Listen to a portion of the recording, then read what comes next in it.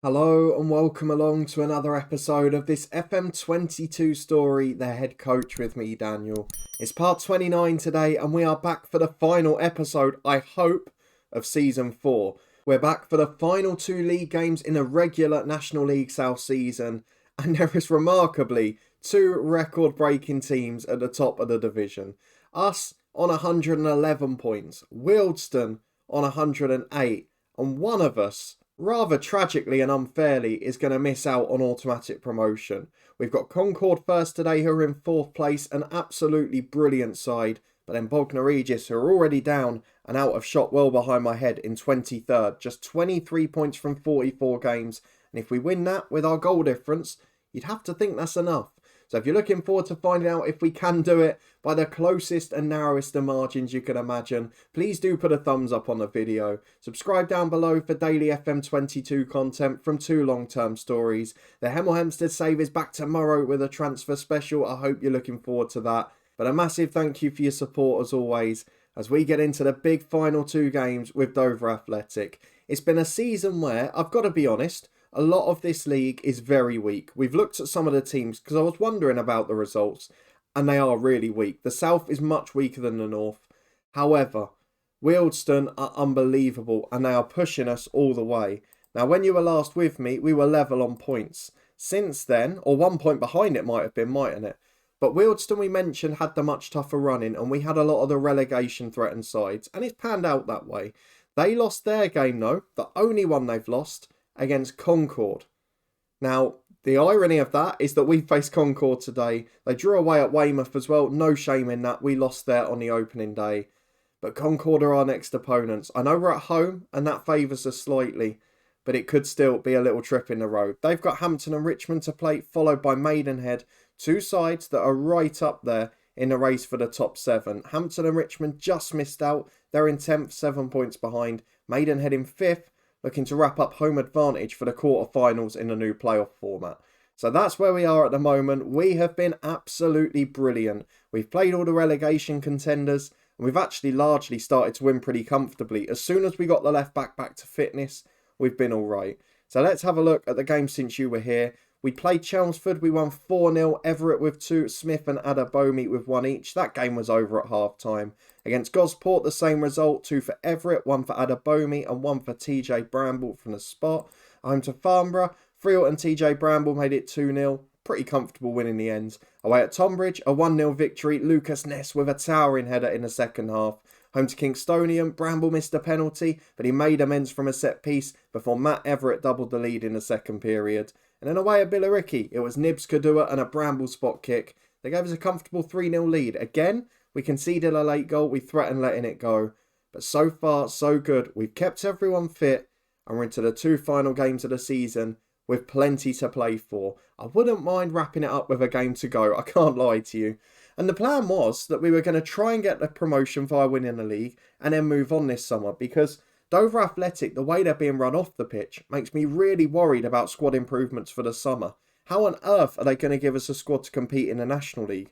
The only contract we've seen since you were last here is Gideon Kadua, albeit a key player, but he's the only one that's signed on for a couple more years. But in the short term, we've got to think realistically, and that's what this save's all about, because we are back 3 days before the game against Concord with this, a new contract offer. Now, we have got to get promotion by winning the league. So conceivably, we could sign this contract today, lose our next 2, lose in the playoffs, not get promoted. And even if they want to sack us, we're then going to get a year's payoff. So I don't think we can turn it down. We're also on 500 quid a week. They're offering us 550 up front. We'll try and edge it up to 600. So look, we've got to take the offer. It's realistic. But I can't say I don't have my reservations. So we're going to try and head up to 600 quid a week. It basically just ties us down for another year, guarantees us money if we do manage to bottle it, and make sure we've got a club that we can be at. So they have accepted 600 quid a week. We've added 100 quid a week to our wage. We're going to get a 25% pay rise if we get promoted, and that will take us up yet further, won't it? That will take us up another 150 quid. So 750 quid managing in the National League. So what is £3 a month? We can't turn that down. Let's finalise the deal. We've got our deal sorted. Now we've got the big action to worry about. Concord are our opponents, and we have got to get a win. If we do, we've basically won the league with our goal difference so advantageous. We'll be back in a minute to find out if we can. We're back for the big game with Dover Athletic, but before that, because of a pop-up we've just had, I wanted to share with you something that's been requested a lot this year, and that is in relation to our dear old friends at Kefan Druids. Now, they have finished the league season. Ironically, on this channel this year, there's a lot about goals scored, isn't there? They've missed out on third place on goals scored. Connors Key very much reassumed the second spot in the league. They finished fourth. They're in the European Places playoff and may not make it into Europe next year. They've kept a few players, but most of them have refused to sign new deals. So Daniel Malone, just on sort of part-time, week-to-week contracts until someone else poaches them. But otherwise, they've got the same aging squad. A few very good loan players that have come in. And also they've got the likes of Ben Coley, Jacob Lever, and the likes who are still involved at the squad. But really have started to go backwards. There's no doubt we made the right decision to go. And that's been proven by where they've finished. But the question is, can we now back up what we need to with Dover and prove that it was the right decision to take this offer? If we win this game, we've virtually won the league. And then we can say, yes, it certainly was. This is the team then we've chosen to go for the big game. After a little bit of rotation, Dan Cowan comes back in at centre half. He had a game off last time. We've dropped Squires in so Smith can come back into the team. We've got a big decision to make up front. Nibs and Adabomi on 19 goals apiece, very evenly matched. The slight difference maker for me is that Nibs, when he needs to be, if we can get him to the top, is the best penalty taker at the club. And for me, that is going to be the thing that makes our decision. So in terms of the team selection, we have got Matthew Hall in goal. Bramble and Sweeney the fullbacks. Cowan replacing an unhappy Hansen at centre-half. Unhappy we didn't strengthen the centre-half position alongside Lucas Ness. We've got Squires, Smith and Friel the midfield three. Kadua, Everett and Nibs the front three. And Adabomi and Hansen, the two big guns on the bench, if we need a hero later in this one. Concord at home, a chance to win the league. We better be watching Wealdstone's result, because we need them to really slip up. Some good players in the Concord team, managed by former winger James Dayton, pretty young manager at this level, just like us. We're going to ask the lads to carry on their performance, a couple are motivated. I don't really care if it's a boring game, I'll take a scrappy 1-0 at the moment, to be honest. And I'll take Hampton and Richmond if they can get an early goal against Wealdstone. As Sweeney throws into Friel, earlier dominance for us here. We're in the ascendancy, we're in possession, and we work down the left to Everett. He takes on his fullback. Can he get it in the box? There's 3 or 4 supporting. Kadua's one of them. He signed a new deal, but he heads just over the bar. And at the moment, we're unable to make that breakthrough. Well, we've reached half-time, and I think you have to put that down to nerves and the fact that we're both playing good opponents. 0-0 in both games. We've not had a shot on target. I genuinely don't know the last time that happened. Look at the nerves. Look at the nerves in this game. We've never had that with this team. As soon as they get to the top, they bottle it. We're going to have to keep a very close eye on it as Ness plays out from the back to Zach Smith. Out to the right to Kadua, who loses out in a challenge. Those little 5-10 yard passes going astray. That quick passing becoming a little slower, a little easier to defend. And we're just looking a little nervy. We need to nick a silly goal. We need a mistake at the back. We need a long ball that just breaks through for somebody. Even an own goal, something like that. But at the moment, Concord are on top as they pick it up in the middle. Back to Ali Omar. Switches wide to Ackhurst. Here's Welsh to Hall. Looking good in possession, Concord. Don't forget, they're a very good side. And they switch the ball to the right here. Defending to do as it comes into the box. That's really poor. Don't bottle it like this. Please don't bottle it like this. Of all the ways we could throw it away, we're going to berate them. It's an awful start to the second half. And maybe it'll just wake them up a little bit. Take the pressure away. At the moment, we need Wealdstone to drop points. We could really do with not losing our unbeaten run. Although that's a shocking tackle. Gotta be off Ackhurst. Come on, referee. Don't bottle this. That is a definite red card. He flew in with 2 feet. And rightly so. Absolutely abysmal. If you're Concord's manager, you're devastated. You've worked so hard to get ahead. And look who have just gone ahead. Of course it is. Wealdstone are 1 up. And we are going to have to go attacking. We're going to have to demand more. We're not getting a reaction. We've just got nerves galore up front. Nibs is going to be replaced by Adabomi. He did it at the start of the season when we needed it. Cowan and Bramble have both had shocking games. So Bramble will come off, Cowan to right back, and on comes Ryan Hansen. And then what else can we do? We've not got the quality to turn a team around. We'll give it 10 more minutes and then have 1 more throw of the dice. The stats are turning. We're having plenty of shots in this second half, not with any success. And Wealdstone have now gone 2 up. We're going to take off, I think, 3 for McCarthy. I think that's all we can do here. But I think we're letting it slip away. I think we're going to go into the final day level on points as McCarthy puts it in. Ness is up.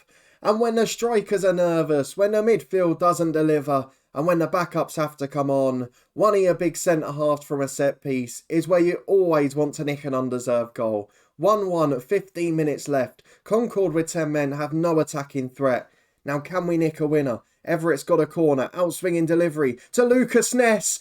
Oh, you absolute legend. He's done it again.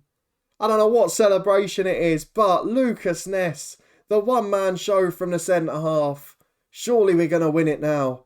Wealdstone are 2 up, we're 2-1 up, and there's 5 minutes of stoppage time. But Concord have had nothing since the goal, and we have all but won the title now. On goal difference, we're miles ahead. And Lucas Ness, the title winner. Just call him that. What a name, what a player, and 2 absolutely brilliant headers. You can't ask for more. Dover 2, Concord 1.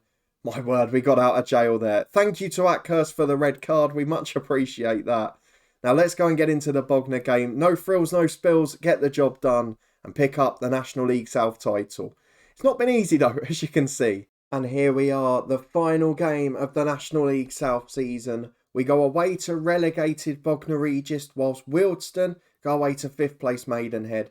Barring a disaster on goal difference, we're already promoted with 3 points clear and 15 ahead on goal difference. But mathematically, we just want to get that initial next to us. So let's replace Harvey Nibbs with Ola Adabomi. We'll keep the rest of the team as it is, maybe. In fact, no. Cowan back out to right back. In the middle, we'll go for Hansen. That's been our team for the most part this season. Let's see it deliver today. 2 changes made away to Bognor Regis. Hopefully, a positive season review to follow in a minute. We're going to tell the lads to impress us. We've got one motivated. I have noticed towards the end of this season, and when we went top the first time against Chippenham, if you remember a couple of episodes ago, nerves when we get into that leading position. I mean, it's not going to be a worry if we go up to the National League, although it might be if we're in 20th with a game or 2 to go. But certainly something that the Director of Football should be working on. As early doors, it's Bognor in possession. Please don't let in an early goal. Don't bring any nerves into this. As Kadua plays to Zach Smith, to Friel. Out to the left to Everett, who can run at his man. Over the top to Ola Adabomi. He's in 1-on-1. Chasing his 20th of the season. That should be it now. If there was any doubt left whatsoever, a 1-0 lead at Bognor Regis should be title and promotion wrapped up. We've done it just. It's gone to the final day. But we've made it count in the end. But look at them, even at the end. Wealdstone 1-0 up after 5 minutes. 114 points and finishing seconds. That's how good we've had to be to get out of this league. And Wealdstone, fair play to them. They're probably the best opponent we've ever had relative to the division we're in. A Smith with a free kick just over the bar. The rest of this league is a really poor standard. We've seen that for a long, long time. But this side, thankfully, has just got over the line. And we've not really, despite having a thin squad, we've not had more than 2 or 3 injuries at once and not in the same positions, which has generally helped us a lot. As Smith puts the ball in, it's party time now. Half an hour gone, 2 up, title won, and the fans can just have a field day. We're definitely going to be lifting the trophy. We can finally start to relax. Well, 10 minutes to the break. Wealdstone, fair play to them. They're 2 up in their game now as well. And Bognor are working in behind, down the left wing. Roland cuts it back to Harvey. We're starting to turn our attentions now. In my head, I'm thinking, are we going to get any job offers from a bigger club? We've not been in this position this year. Hall makes a good save there. Are we going to get the chance to apply for a job that might be slightly bigger? Is our Director of Football going to even give us a chance in the National League? All of those things we'll find out next episode, but it looks like it's going to be a National League transfer special as Matthew Hall has to make another very good save. A barrage of corners from the hosts here. Already down, but they're fighting hard in fairness as Blake delivers good goalkeeping. He has been an absolute rock this year. I wasn't convinced, but he's done really well. Fair play to the lad. As Hansen plays out from a free kick to Squires. Hansen again. Of course, we've got to bear that in mind as well. The lone players like Squires will be leaving as well. As Friel goes in behind, tries to nestle it through to Ola Adabomi, doesn't quite make it. I noticed both of their centre-halves and defensive midfielders all on yellow cards as well. As Squires plays to Smith. Over the top to Kadua. Adabomi's making a run. To the right wing he goes. Chance to cut back to Cowan. Can someone get it in? Ben Friel's up. Ben Friel heads just over the bar. 2-0 it remains with 5 to the break. But what a display under pressure. Nothing like the Concord match, but just shows how important Lucas Ness' turnaround was. Those 2 headers have made this game comfortable, and we can just tell the lads to keep it going. Nearly 10 minutes gone in the second half. We're back down by the left side corner flag. Just waiting to see if we were going to get a red card there, because there were a lot of players on yellows converging on Sweeney and then on Everett. As Friel wins it back on halfway, we've just got that extra bit of physicality. And that's, I guess, from rotating the squad a little towards the end of the season. No, it's only 2 changes a game, but everyone has virtually had a game off. As Kadua gets to the right byline, chance to cross. Friel's in the middle unmarked. It's a wonderful finish. He puts it in with aplomb. Another one that probably won't be here next year. Him and Squires are going to be a big void to fill in midfield. And the rest of it, I'm not confident about, as Blake puts in a corner for Bognor. Headed just over. First time Hall's been caught in no man's land. But at the hour mark, is very composed.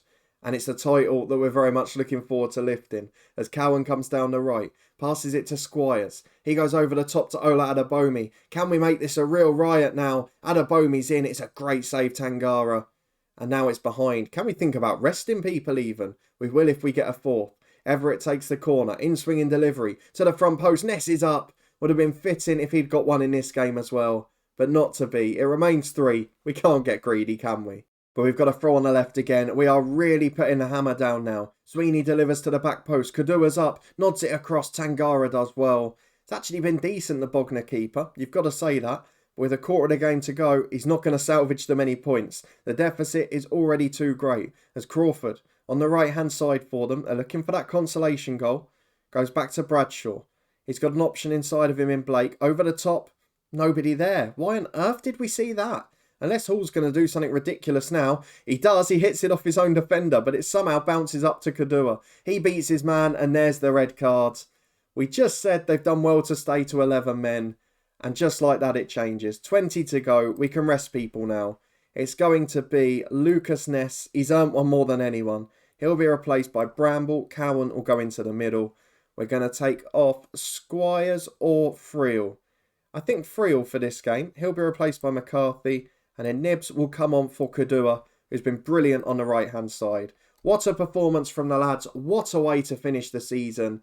And you've got to feel for Wealdstone, because it's gone to the final day, and whichever one of us didn't go up, you are going to have to feel sympathy for, because we've both been title winners in truth. Neither of us have really dropped points, made mistakes, slipped up.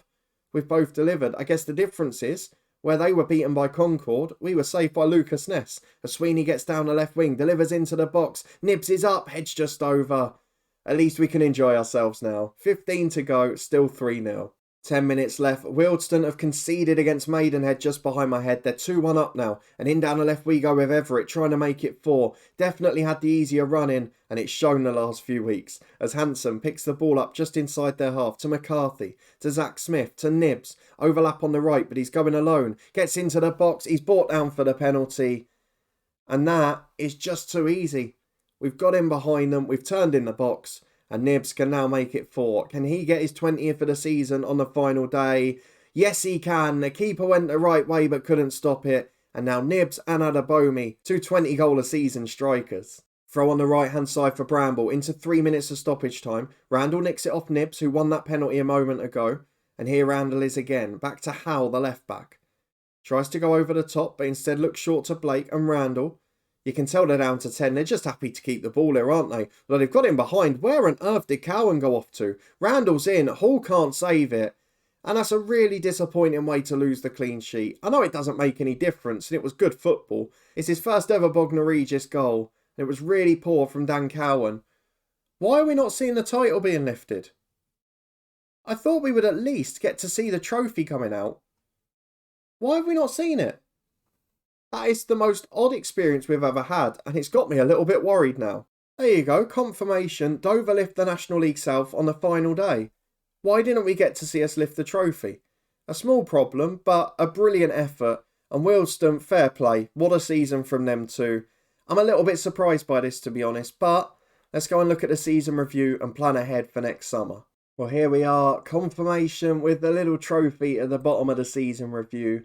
I know it's easy for us to get frustrated at what happened later on in the window and the fact that we didn't get improvements when we had injuries, but it's easy to forget that the first signings from Kevin Wilkin were Lucas Ness, Dan Cowan, Ben Friel, Jaden Sweeney, and then Nibs and Squires. I mean, there's 6 unbelievable signings. Add to that, he's tied down Kadua, he's tied down Everett, Hansen, etc.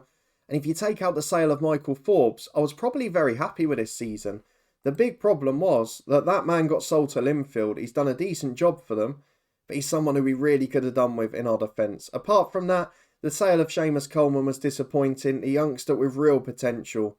But otherwise, we had a very good team. And in a weak division, we just managed to win the league. Average attendance 743. Kadua top scorer with 22 from the right. Wealdstone, very unfortunate. We'll hope they come up in the playoffs because they deserve it, all rivalry aside. Our biggest win, a 5-0 at Maidenhead. I think we saw that on camera, didn't we? I'm sure it was just before the Tranmere FA Cup tie. The match to remember correctly was the last game of the season because it's the one we won the league. And the goal of the season from Ben Friel in a 4-1 win at home to Gosport. The finances, we stay a 1.5-star club. The sponsorship about the same. Broadcast revenue slightly down. Everything else just up a tad. So we've got to be pleased with that. And if we go up to the National League, it should increase further. Jermaine Finley in the Team of the Year, despite being sold midway through the season. I think that's very harsh. I would have had Squires in the holding role, Hansen centre-back, or even Bramble out at right-back, but we're not going to complain too much. The accolades, if we have a look at them. Fans Player of the Season, Everett, same for Young Player. And then Kadua was top scorer. Assist was Zach Smith with 19. Racks up a few free kicks in terms of goals scored as well.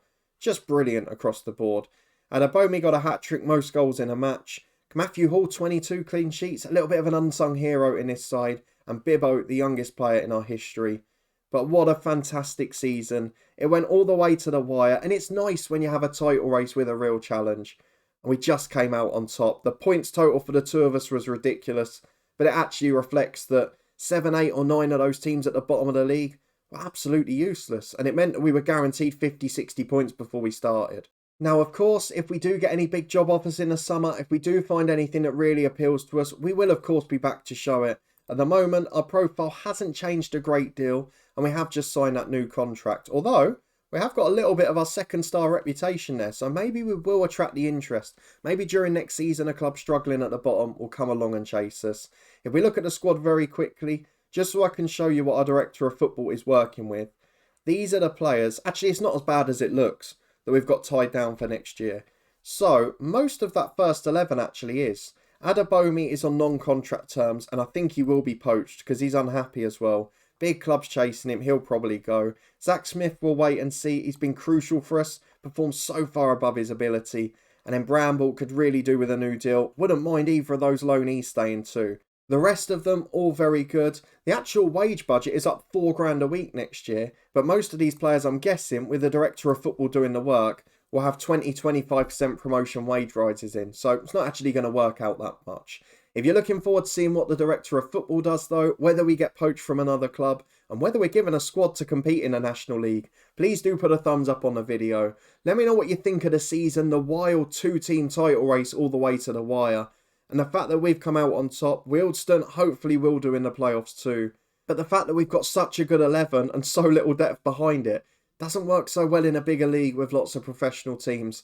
And I think we might get found out if we're in that position next year. But in Kevin Wilkin we trust. If you want to stay up to date and find out if we're still here next year and what squad we've been given to compete, subscribe down below and turn that notification bell on for daily FM22 content. It means on the channel we're going to have 2 transfer specials in a row. Tomorrow in our Hemel Hempstead One Club story, and then here in 2 days with Dover Athletic, or a job offer, who knows. Cricket 22 not far away, that's coming out later this week, and a Twitch channel and a football podcast are up in the eye above.